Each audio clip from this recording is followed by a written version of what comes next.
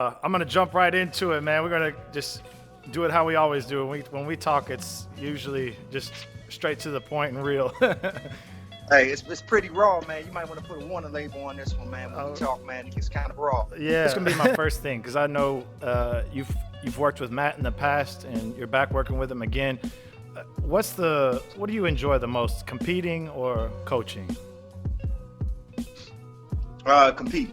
I don't like coaching because he's my brother. So I coach him, and I worked with Stipe once when he was fighting for the title. But really, I really just like to come back and coach Matt, and then a guy named Dave Branch. Like I don't care about trying to be fucking famous or that coach of the year shit. It's more about being loyal to people that I was with before they became something. I'm not one of these guys that want to run around and grab a guy that's already something. If I was rocking with you before these guys got to the big show, I'm gonna stay with them.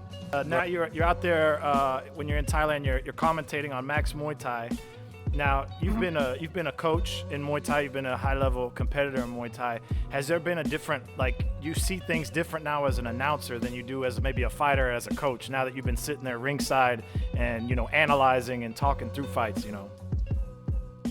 Yeah, much more. I mean, one, I'm in a safe zone, so I can I can look at things a little better. But yeah, I think it. We never learn everything. And people that do is bullshit. So it's always something. Commentating. I'm watching. I'm learning new things. It's much better. I mean, it not only does it improve my game in terms of knowledge, but it's just fun. Like, I really like it. I like seeing guys. I like seeing the new talent come up.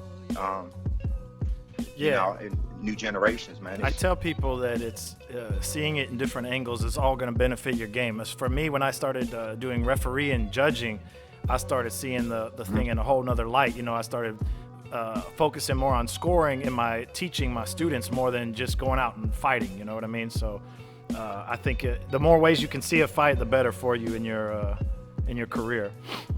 Yeah, absolutely. Do you think people are getting rushed and they're getting like a sense of what their level is when they go back home? And what do you think right now about all that? Well, one, I think people are getting rushed into a nice little ass whooping they could have avoided if they'd have just built themselves up.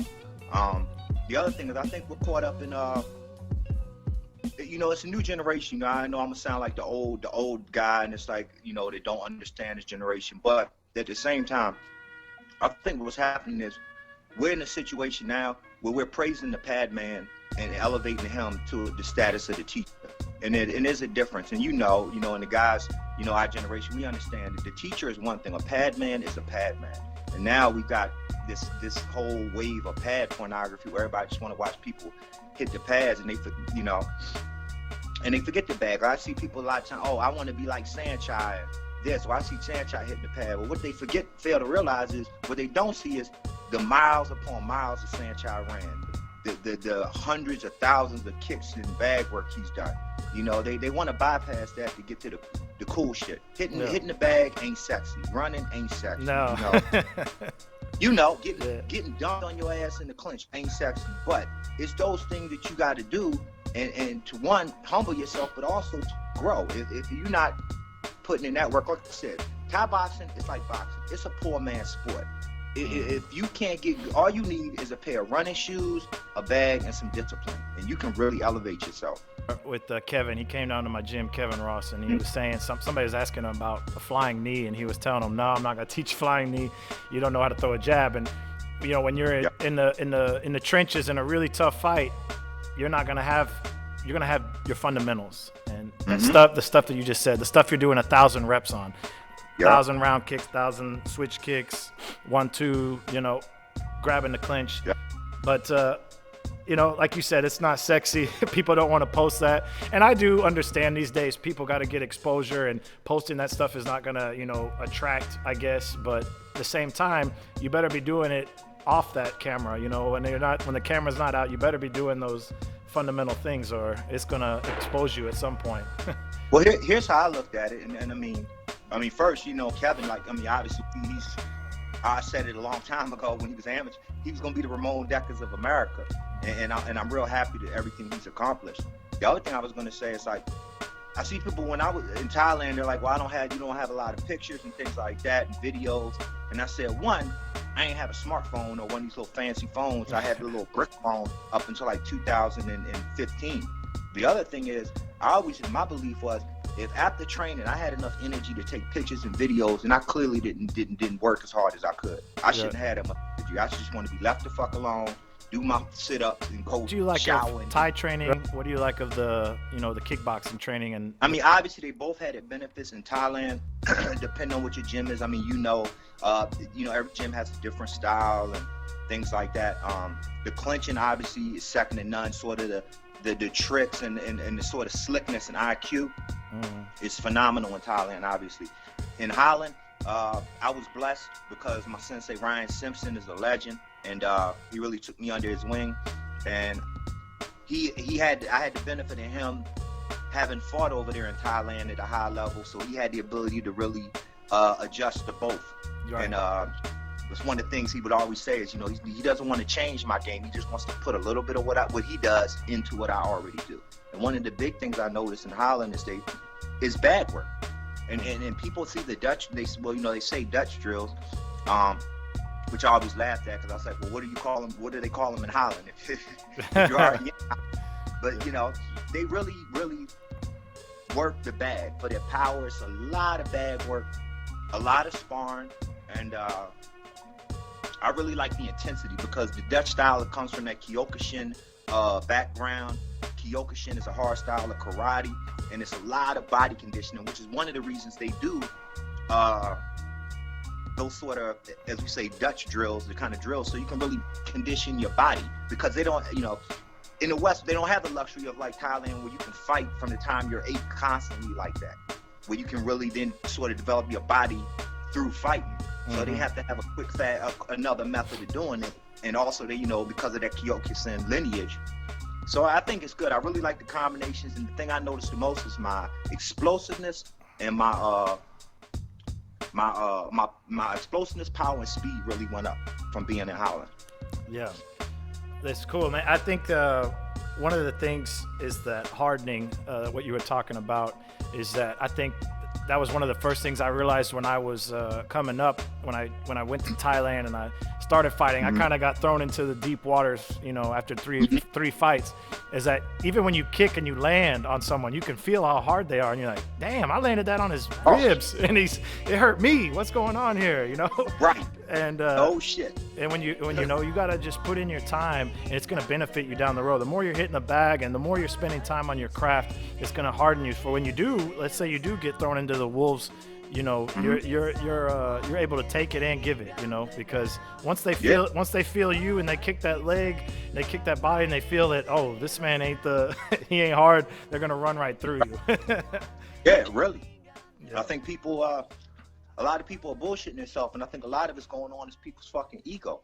Because you and I both know you're going to get humbled. I don't care how nice you think you are in the clinch, or your coach has been lying to you about. When you get over to Thailand, it's going to be a little kid, and he's going to throw you on your head, and your whole world going to spin, and it's he's going to be 20 pounds lighter than you, and he's going to throw you all around the ring, and your ego, it really, people, I think a lot of times people's problem is we live in a world that's so much image over substance that people they hurt themselves from their own personal growth because they let their ego get in the way. Right. Like, it was humbling for me going to Holland because the speed level, everything was different. The tempo they put on, so I had to really humble myself. It wasn't my comfort zone, Same thing when I first went to Thailand. I was getting dragged all around, and you have to humble yourself, and in doing so, you'll start to improve. I tell people, and you can, give your advice as well, is that when people go to Thailand, they ask me, well, what camp should I go to? What should I do? And a lot of people, they want to jump on Max Muay Thai. They want to go fight in Saturday Lumpini show. They want to fight on Super Champ, all these things. And I say, listen, man, you want to go and find something that fits you. You got to find the program and how it fits you, and that get comfortable with their style, get comfortable with the trainers before you go and jump in these fights on TV, you know. And then, you know, I would go and fight in the temple, you know, at least 3 or 4 fights. The festival fights and stuff like that. Go fight in some low-key stuff and start finding out yourself, find out your game, and let your trainers, you know, start acclimating with your trainers, and then go jump on, you know, these things. Because too many people burn out. You know, they go out there, they get that one easy fight, and the next fight they get beat up, and then they come back, and that's the end of it, you know. And it's a long path. It's like you said, you're still learning. I'm still learning every day. But what do you think? What's your thought on, you know, what's the path, the Dorian path in Thailand? One, I don't recommend nobody take my path, 'cause that shit is right. But that being said, I think people gotta like calm the fuck down and be able to look themselves in the mirror and know who they are and where they're at. Like everyone nowadays, like I said, again, image over substance. Like nowadays, guys see, oh, Sanchez, I want to go train at Sanchez gym. And my thing was like, fuck Sanchez, I want to train with the man that trained Sanchez. That's what I want to, you know. So everybody wants to go to this gym or this gym. But the thing is, every gym isn't for everybody. So it's better find the gym, instead of looking for the gym with the superstar, look for the gym that's going to benefit your style the most. Because you run out there with Sanchez, you might have Sanchez, Percorns, Manichai, some other guy. They don't give a flying fuck about however nice whoever might think they are, because they're dealing with the greatest. So you're going to get lost, and they're going to put you on the back burner. But right. You go to another camp, and you might have you gotta look at the teacher. Don't look at the fighter. Look at the guy that taught the fighter. That's who you want. Like when these guys go around for seminars and they say, oh, well, let's bring in this guy, bring in this guy. I have yet to see someone say, let's bring in the motherfucker that trained the Lumini champions. Not the champion. Why don't we bring in the guy that actually trained the dude? You gotta pay, take temple fights. Like I know, for example, I had been fighting for a long time and had amassed a bunch of fights, and then I got the opportunity to be sponsored, the first foreigner sponsor to see my child. Now, I had to work my way up. They put me on a bunch of fights in the temple. Then I started working up. Then I got a big TV fight. Then I had to prove myself there. Then they were like, all right, let's try this Lumini and go like that. I mean, I think these guys that are jumping in, like you said, jumping in the max, jumping into trying to get these high fights. Because I love the Thai. The Thai to do it. And they always say, okay, up to you. Yeah. You want? Okay, no problem. Yeah. Then they'll tell you straight up, you want to fight Bull Cow? Okay, you guys sure. Hey, we'll let you fight them. Yeah. You know, but at the same time, but you know, it doesn't do anybody good. And like you said, they go ahead and they get their ass whooped, and then all of a sudden, you know, the ego is crushed, and you don't hear from them no more. Right. Short-lived. Really short-lived. This is a journey. Like, it's a journey. I think people they want greatness too fast. They want expertise too fast. Like this new generation, I don't think they really appreciate the coaches, like the guys, you know, when Kevin starts coaching. I think that our generation is a generation that's really going to propel America, because now we're able to give back the knowledge that we've gotten. And the thing is, I just hope that the new generation of fighters that we can produce will actually listen to the knowledge that we have and really accept it. Because like when you tell a guy something, you're not telling him this in some bullshit you made up or read the manual. You've been there, you've done it, you've seen the greats. Usually I'm telling them from a ass whooping I took from somebody, you know.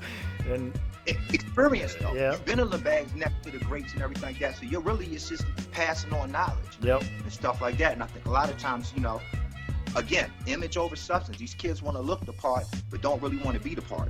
Right. You said there are some guys that know the game here in the U.S., and then it's up to a lot of us that are, you know, from our era and around that give or take 5 years, we got to start giving back and trying to do it, because there's guys here now that are just stuck on their way, and they're bragging how many guys they've put in this show and how many guys they put in that show, and that really doesn't matter. It's about what you're putting out, the quality of what you're putting out, who they faced, not hand-picked shit, you know, real stuff. Mm-hmm.